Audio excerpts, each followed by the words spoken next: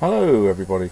Today I want to talk about a book by a writer that I really admired, particularly in my childhood actually, a writer called Rosemary Sutcliff. She wrote a lot of historical novels for children, which I enjoyed enormously, particularly the ones that were set in Roman Britain. Interestingly, probably her most famous children's book was called The Eagle of the Ninth, and that was recently turned into what I gather was not a very good film called The Eagle. So I haven't seen that. It doesn't sound very good. It sounds like it's been turned from a rather fascinating historical novel into a kind of generic Romans v Barbarians sort of blockbuster thing, which is a pity. Anyway, Rosemary Sutcliff, and she also wrote some adult novels. And she wrote a book called The Flowers of Adonis, which is what I'm going to talk about today. Now, she basically is depicting the life of Alcibiades. Alcibiades was the very famous Athenian, character, I suppose you'd call him, in 5th century Athens, during the Peloponnesian War between Athens and Sparta. And Alcibiades was one of these extraordinary characters in history. He was a larger-than-life figure in every respect, and it's obvious even at this distance, 2,500 years, he comes across as an extraordinary character. And his life, his career, was very, very strange. Basically, he was a friend and disciple of Socrates, the great philosopher, who basically taught people to question everything, to think for themselves, which made him very unpopular with conservative elements in Athens. Also, of course, Athens was a democracy, and it was a democracy at that time in the literal sense. That is, all male citizens had the right to vote, and decisions were made in the assembly with most of the citizens actually there. So it was what you call direct democracy in a way which is just not possible anymore. And this has some good points and some bad points. Anyway, so Alcibiades was a major figure in Athens. He was a very brilliant pupil of Socrates. He was a brilliant athlete. He won prizes. He was a brilliant soldier, and he became one of the major leaders of Athens at the time. He came from an aristocratic family, but he supported the democracy. When it came to the terrible war between Sparta and Athens, the Peloponnesian War, which went on for I think about 30 years, and ended in total disaster for Athens, he played an extraordinary role. At first he was one of the generals and was very successful in fighting for Athens, and then he was going to be sent as one of the generals. The Athenians had a strange habit of giving 2 or 3 generals command of an army rather than just one, which caused all kinds of problems. But anyway, he was one of the generals for an expedition to Sicily. This was one of Athens' greatest projects, but also its most disastrous. The Athenians basically had built up an empire, a seagoing empire, and they were going to attack Syracuse. Syracuse was an ally of Sparta rather. And Syracuse was enormously powerful in the western Mediterranean. And then what would have happened was that the plan was for Athens to create a sort of empire right across to control the whole Mediterranean, and also eventually cut off all supplies and support to Sparta and defeat it that way. Unfortunately, it was a disaster. But what happened was that it's not known exactly how, but elements in Athens that were against Alcibiades basically engineered a terrible sacrilege. The Hermes, the ritual statues of Hermes that were outside most people's houses, that were very important religious items, were all mutilated during the night, and it was Alcibiades was suspected of being the ringleader of this, and it wasn't clear why he should have done such a thing, but his enemies managed to spread the rumour that it was him, because he'd been because of the influence of Socrates, he'd been said to question some of the religious assumptions and the identity of the gods and so on. So anyway, he was allowed to go off on the expedition, but then he was called back before it got to Syracuse to be put on a charge of sacrilege, which would have resulted in his execution. So he promptly left the Athenian army and went over to Sparta, the enemy, and helped the Spartans defeat the Athenians. The Athenian expedition to Syracuse ended in total disaster. The 2 remaining generals were executed, and the rest of the Athenians that weren't killed were put into quarries and worked to death. So most of them died in a few months. It was a horrendous disaster. And then Alcibiades' career went on in this strange way, that he was forgiven by Athens, and Athens was in such a desperate state they asked him back, and he came back, and then he led the Athenian forces again to victory, and then again he fell out of favour, and there were conspiracies against him, and this time he was forced to go into exile, and he went over to the Persians, who were of course the hereditary enemies of all the Greeks, the Spartans and the Athenians, and it was a very strange life. Everything he did, it seemed as though it was going to be a brilliant success, but then it ended in some kind of disaster. He was as though he was cursed, and in a way it was very much like one of the Greek tragedies that were current at that time in Athens.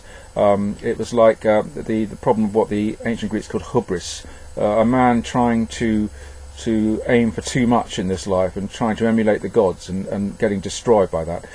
And Alcibiades ended up being murdered in obscure circumstances somewhere in Asia Minor. So a very, very sad story. But anyway, Rosemary Sutcliff's novel, which I just reread recently, I discovered as an e-book. I'm finding lots of interesting e-books. I'm still reading real books as well in large quantities. I just read a fantastic Traveller's Guide to Oxford, which has got all kinds of interesting historical things I didn't know about Oxford. And also Arthur C. Clarke, the great Arthur C. Clarke's science fiction novel Rendezvous with Rama, which I've never read before, which was very good. And I'm also reading currently a book by Dervla Murphy, an Irish travel writer, called Silverland, which is a winter journey in Siberia, which is fascinating. I love things like that. Anyway, but Rosemary Sutcliff, The Flowers of Adonis, I just finished reading it, and it's the most amazingly vivid evocation of this world of 5th century Athens and the extraordinary character Alcibiades. And what I like about her writing is she's obviously done fantastic research. I believe she was actually disabled. She spent most of her life in a wheelchair, and so she obviously compensated for that by doing enormous amounts of research and really learning about these civilizations in great detail, but also having the imagination and the ability to actually evoke them and make them come alive. And that's what I love about The Flowers of Adonis. So if you're at all interested in ancient history, particularly the great tragic war between Athens and Sparta, I would strongly recommend The Flowers of Adonis by Rosemary Sutcliff. Now what I'm going to do is I'm going to read the beginning of the first chapter, and this gives you an idea of her style of writing and the vividness of it, and it also illustrates the terrible omen. It's called The Flowers of Adonis because on the day that the Sicilian expedition set off, they'd been delayed because of the sacrilege of the Herms. There'd been a delay, and they ended up going on the day of the festival of Adonis, who was a god who was very popular, particularly with women in Athens. And they would go out very early in the morning and lament the death of Adonis, and they would strew the streets with these red flowers. I forget what flowers, I think hibiscus or something like that.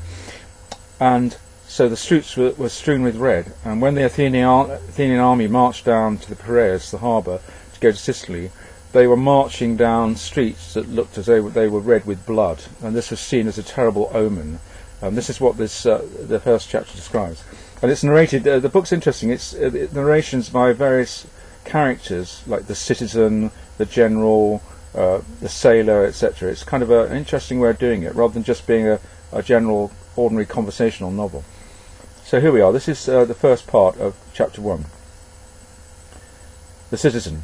If I had not fallen out of an olive tree and broken my leg when I was 10 years old, or if it hadn't been badly set so that it mended short, I should in all likelihood not be remembering now, unless the dead remember, the day that our army sailed for Syracuse. Not being fit for soldiering, I had to stay behind and go on helping my father in the shop. But I was out in the street, close down by the Piraeus gate, with everyone else, to watch them go. More than 5,000 heavy-armed hoplites, besides the light spearmen and the archers and slingers. They came, company by company, tribe by tribe, swinging along, the round shields clanging on their shoulders at every step, a bronze sound in the fading torchlights before dawn. The ground under our feet felt the tramp of their footsteps, like a great ragged pulse beating. one heart beating in all of us, those who went and those who stayed behind. The sun was up before the last companies went by, though the street was still full of shadows, and we began to see their faces.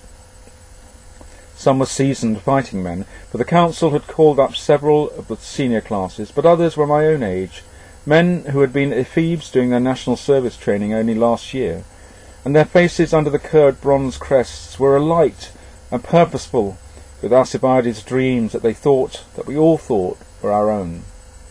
Friends and kinsfolk hurried and jostled along the marching columns, as they would do all the way to the ships, carrying baskets of last-moment provisions, calling out messages from others who could not come. They passed out through the gate and away down the broad straight road between the long walls to Piraeus and the waiting ships, and the dust cloud of early summer rose behind their rearmost ranks, hiding them from our sight. The throbbing in the ground died away, and we heard the cheering run on, rippling ahead of them down the long walls. Behind them, the street in the emptiness and early sunlight was splashed and splattered with blood. For the one instant, before the truth that my mind already knew could reach my body, the hair crawled on the back of my neck. Then the moment passed. It was the day when women mourn for Adonis, when at every street corner one meets little companies of them carrying clay figurines of the dead god laid out as though for burial in their midst. And all over the city, now here, now there, one hears them lamenting against the wail of the flutes. My own mother and Tekla, my sister, had loosened their hair and gone out to wail for him long before first light, with baskets of the little dark red roses that are his flowers in the summer, as the crimson anemones are his flowers in the waking spring, to scatter before his bier. Many such little mourning companies must have passed through the streets before the marching columns that morning. The scattered flowers, dark bruised and smashed beneath the army's feet, were as though they left the street spattered with blood behind them. There was a sudden quiet, only the cheering growing fainter in the distance, and somewhere down a side street, still the thin wailing of the flutes. At his vanishing away she lifts up a lament.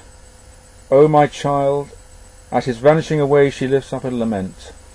Her lament is for the herb that grows not in the bed. Her lament is for the corn that grows not in the ear. It's a pity the delay should have brought the fleet sailing to this particular day, said an old man beside me in the crowd. His younger companion laughed. You and your omens, you're as bad as our valiant General Nicias, who goes back to bed for the day if a fly settles on his big toe, and consults his soothsayers every morning as to the meaning of his last night's dreams. But I thought the laughter sounded a little over-hearty. I am not one to trouble much about omens either, but Athens is noticeably empty of men of my own generation, even today.